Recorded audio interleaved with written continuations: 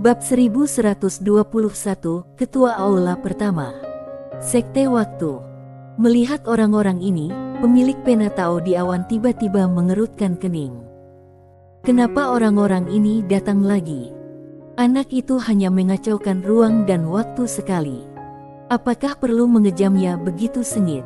Apakah ada yang merencanakan sesuatu? Master Tiada Batas bertanya dengan rasa ingin tahu, kekuatan macam apa sekte waktu itu?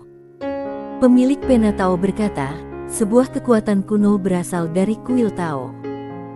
Leluhur peradaban mereka sebenarnya biasa-biasa saja pada saat itu, tetapi kemudian secara kebetulan, mereka memasuki aula Tao yang legendaris. Setelah keluar, mereka menciptakan sekte waktu ini dan mengendalikan waktu alam semesta yang diketahui ini. Setelah mengatakan ini, dia berhenti sejenak dan kemudian berkata, pohon kehidupan Tianxing di peradaban Tianxing juga berasal dari aula Dao itu. Master Tiada Batas sedikit bingung dan bertanya, kenapa kamu mengetahui dengan jelas? Pemilik Penatao meliriknya, aneh. Master Tiada Batas mengangguk, aneh sekali. Pemilik Penatao berkata pelan, apakah menurutmu aku pecundang? Guru Tiada Batas. Di negara N, keluarga Nalan, Mirwan Nalan, sedang duduk di kursi utama. Tidak jauh di depannya, berdiri seorang pria berpakaian hitam. Pria berbaju hitam itu membisikkan sesuatu. Setelah beberapa saat, Mirwan Nalan menatap pria berbaju hitam dan berkata, apakah kamu yakin? Pria berbaju hitam itu mengangguk, memang benar, keluarga Ao hancur, dan orang itu juga putus dengan dekan. Mirwan Nalan perlahan menutup matanya dan berkata dengan lembut, tidak ada yang bisa menggoyahkan posisi Grace. Pria berbaju hitam ragu-ragu sejenak dan berkata dengan cemas, kepala keluarga Nalan, bos mulai menyelidiki masalah ini. Tidak tahu apakah itu akan. Nalan berkata, Suhu. Pria berbaju hitam itu menggelengkan kepalanya, tidak, dia tidak mengucapkan sepatah kata pun sampai dia meninggal. Mirwan Nalan mengangguk dan mengendurkan cengkeramannya di kursi berlengan, pergilah. Saat dia berbicara, dia membuka telapak tangannya, dan sebuah cincin penyimpanan perlahan melayang di depan pria berbaju hitam itu. Pria berbaju hitam itu melirik ke arah cincin penyimpanan, dan jantungnya berdetak kencang. Terima kasih kepala keluarga Nalan. Setelah berbicara, dia mundur dengan hormat. Setelah pria berbaju hitam pergi, seorang tetua muncul di belakang Mirwan Nalan. Penatua itu ragu-ragu sejenak, lalu berkata, ketua, kita perlu. Mirwan Nalan menggelengkan kepalanya, jangan lakukan apapun. Kalau kita tidak berebut, itulah perebutan terbesar. Saat dia berbicara, dia menyipitkan matanya dan berkata, jangan melihat kepentingan langsung, lihatlah lebih jauh ke depan. Di negara Qi, sekte pedang. Sander Ye melihat perubahan jiwa pedang di tubuhnya dan sedikit bingung. Tetapi, sebelum dia sempat memikirkannya, aura menakutkan melonjak dari kedalaman langit berbintang. Aura ini begitu kuat sehingga kalau tidak dihentikan, akan langsung menghancurkan seluruh negara Qi begitu memasuki negara Qi. Semua orang terkejut dan melihat kedalaman langit berbintang. Pada saat ini, Sander Ye tiba-tiba terbang dengan pedangnya. Saat pedangnya terangkat ke langit, tekanan kuat yang hendak memasuki negara Qi langsung terkoyak olehnya, dan dia sendiri sampai ke kedalaman langit berbintang. Sander Ye memandang lelaki tua berjubah emas yang memimpin tim tidak jauh dari situ, kuil vagina telanjang. Orang tua berjubah emas itu menatap Sander Ye, tepatnya, sekte waktu, menteri sastra. Sander Ye berkata dengan tenang, apakah ada masalah? Orang tua berjubah emas dengan suara serak berkata, apakah kamu penguasa peradaban alam semesta ini? Sander Ye mengangguk. Orang tua berjubah emas itu menatap Sander Ye, dua menteri istana dari istana kami sudah mati ke alam semesta ini, dan kamu harus bertanggung jawab. Sander Ye memandang lelaki tua itu menatap emas itu, bagaimana kalau aku tidak mau? Orang tua berjubah emas itu sedikit menyipitkan matanya, alam semesta tidak akan ada lagi di sini. Sander Ye berkata, kamu mengatakan sesuatu yang salah. Lelaki tua berjubah emas itu sedikit mengernyit, apa yang salah? Sander Ye menatapnya, bukan karena 2 menteri istana kalian mati di alam semesta ini, tapi 3. Orang tua berjubah emas itu sedikit bingung dan berkata, jelas hanya ada 2 orang. Sander Ye tiba-tiba menghilang dari tempatnya. Begitu pedangnya dibiarkan, beberapa mata tokoh besar dalam kegelapan tiba-tiba bersinar.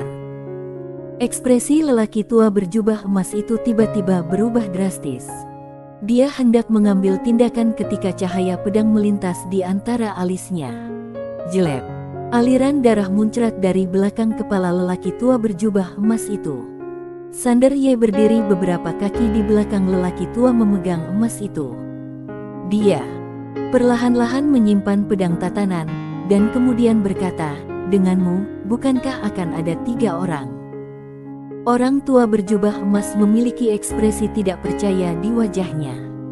Dia tidak menyangka bahwa dia akan langsung dibunuh oleh seorang kultivator pedang dari peradaban tingkat rendah. Bukankah katanya Raja Alam Semesta Guanxuan ini hanyalah seekor semut? Saat Sander Ye membunuh lelaki tua yang memegang emas dengan 1 pedang, sekelompok pria kuat lapis baja emas terkejut. Alih-alih mengambil tindakan, mereka berbalik dan melarikan diri menuju jalan emas waktu. Saat ini, seberkas sinar tiba-tiba melintasi lapangan. Dalam sekejap, cahaya pedang menembus 10 kali, dan ke-10 orang kuat berbaju besi emas langsung terbunuh di tempat. Jiwa pedang miliknya saat ini memiliki 90% kemampuan pedang Qingxuan. Baik itu kecepatan atau kekuatan, itu jauh melampaui apapun sebelumnya. Setelah membunuh semua musuh dengan 1 pedang, Sander Ye perlahan mengangkat kepalanya dan melihat ke jalan emas waktu. Dia mengangkat tangannya dan mengayunkan pedangnya. Sinar cahaya pedang langsung tenggelam ke dalam jalan emas waktu beberapa detik. Jauh di jalan waktu emas itu, suara langkah kaki tiba-tiba terdengar, dan dalam sekejap, cahaya pedang Sander Ye terbang langsung. Sander Ye membuka telapak tangannya, dan cahaya pedang jatuh ke telapak tangannya. Sander Ye menatap jalan emas waktu. Tidak lama kemudian, seorang pria yang mengenakan baju besi emas dan memegang kapak raksasa perlahan keluar. Armornya terlihat sangat tebal. Setiap langkah yang diambilnya sangat berat dan kekuatannya sangat menakutkan. Saat mendarat, langit berbintang di sekitarnya bergetar hebat. Sander Ye menatap pria itu, yang juga sedang menatapnya saat ini. Pria itu mengenakan topeng emas, dan matanya berubah menjadi 2 api emas yang menyala. Di suatu tempat dalam kegelapan, Master tiada batas memandang pria di depannya dan bertanya dengan bingung, apa-apaan ini?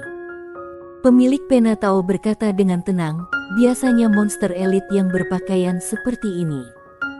Bos sebenarnya biasanya seperti aku. Mereka terlihat mudah didekati dan seperti gangster. Guru tiada batas. Setelah pria berbaju besi emas keluar, dia tiba-tiba mengangkat kapak raksasa emas di tangannya.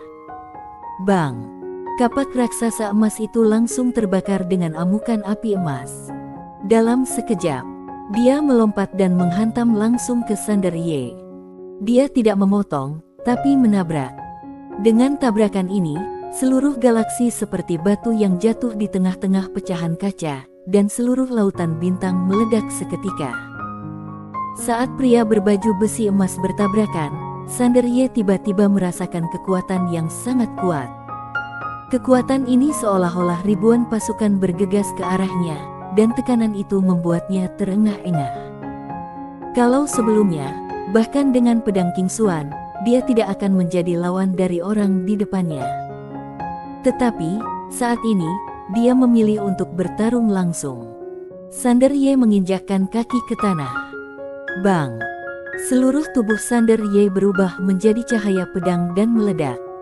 Dalam sekejap, jiwa pedang tatanan yang tak terhitung jumlahnya menyelimuti seluruh galaksi alam semesta. Bang! Kedua orang itu bertabrakan, seperti 2 planet yang bergerak cepat bertabrakan. Begitu mereka bersentuhan, kekuatan yang menghancurkan dunia tiba-tiba meledak. Galaksi dan alam semesta langsung runtuh dan berubah menjadi jurang galaksi. Di kejauhan, Sanderye dan pria kuat berbaju besi emas mundur dengan keras pada saat yang sama. Kedua belah pihak mundur puluhan ribu kaki. Begitu Sanderye berhenti, bekas darah mengalir dari sudut mulutnya. Tak jauh dari sana, segera setelah pria lapis baja emas itu berhenti, retakan yang tak terhitung jumlahnya muncul di baju besi emasnya. Di masa lalu, Sanderye tidak akan mampu menembus pertahanannya tanpa pedang King Xuan, tapi sekarang, bahkan tanpa pedang King Xuan, jiwa pedang dia sangat kuat. Serangan barusan pedang itu, kalau dia memegang pedang King Xuan, dia dapat sepenuhnya menghancurkan baju besi emas tebal pria lapis baja emas dengan satu pedang. Biarpun selisihnya hanya 10%, tetapi 10% ini krusial karena itu berarti jiwa pedang miliknya saat ini belum terlalu sempurna. Setelah pria berbaju besi emas berhenti, alisnya berkerut di balik topengnya. Dia perlahan mengangkat kepalanya untuk melihat Sanderye tidak jauh dari sana. Detik berikutnya, dia tiba-tiba mengangkat kaki kanannya dan menginjaknya. Dengan menderu, gelombang cahaya keemasan tiba-tiba muncul dan menyapu ke arah Sanderye seperti riak. Di kejauhan, Sanderye menyipitkan matanya sedikit, melambaikan lengan bajunya, dan pedang jiwa tatatan menyapu, langsung berubah menjadi perisai jiwa pedang di depannya. Bang! Gelombang cahaya keemasan terus-menerus membombardir perisai Sanderye, kekuatannya sangat menakutkan. Tetapi, gagal menghancurkan jiwa pedang Sanderye. Pada saat ini, pria lapis baja emas melompat, memegang kapak raksasa yang menyala di kedua tangannya dan membantingkannya ke Sanderye. Sanderye menyipitkan matanya sedikit, tapi bukannya mengambil kapak, dia gemetar dan mundur 1000 kaki. Bang! Pria lapis baja emas itu menyerang dengan kapak, dan pukulannya meleset. Tirai cahaya keemasan yang menakutkan muncul langsung dari area di mana Sanderye awalnya berada. Detik berikutnya, pria lapis baja emas itu tiba-tiba melompat dan berubah menjadi api emas seperti bola meriam, menghantam Sanderye. Momentum dan tekanan yang kuat menyapu segalanya, dan pada saat ini, galaksi dan alam semesta yang berjarak jutaan mil mulai hancur dan musnah. Di kejauhan, Sanderye mengerutkan kening. Dia menemukan bahwa biarpun orang ini berjalan dengan sangat canggung, dia sangat fleksibel saat menggerakkan tangannya. Kali ini, dia tidak memilih untuk menghindar, tapi bertarung sekuat tenaga. Setelah dia melepaskan jiwa pedang, tubuhnya bergetar, dan berubah menjadi cahaya pedang dan bertabrakan dengan pria kuat berbaju besi emas. Dia harus mencoba lagi, karena baju besi emas dari orang kuat ini sudah muncul banyak retakan.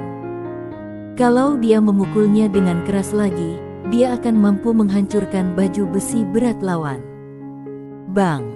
Ledakan yang memekakkan telinga tiba-tiba bergema dari kedalaman langit berbintang kosmik. Segera setelah itu, Sanderye dan pria kuat berbaju besi emas mundur dengan keras pada saat yang sama. Saat Sanderye berhenti, dia merasa kepalanya sangat pusing seperti sudah diisi dengan timah, seluruh tubuhnya merasakan sakit yang luar biasa. Kalau bukan karena perlindungan jiwa pedang, jiwa dan raganya akan hancur berkeping-keping. Dia dengan cepat mengangkat kepalanya dan melihat ke kejauhan. Di akhir pandangannya, setelah pria kuat berbaju besi emas itu berhenti, baju besi berat di tubuhnya mulai retak sedikit demi sedikit.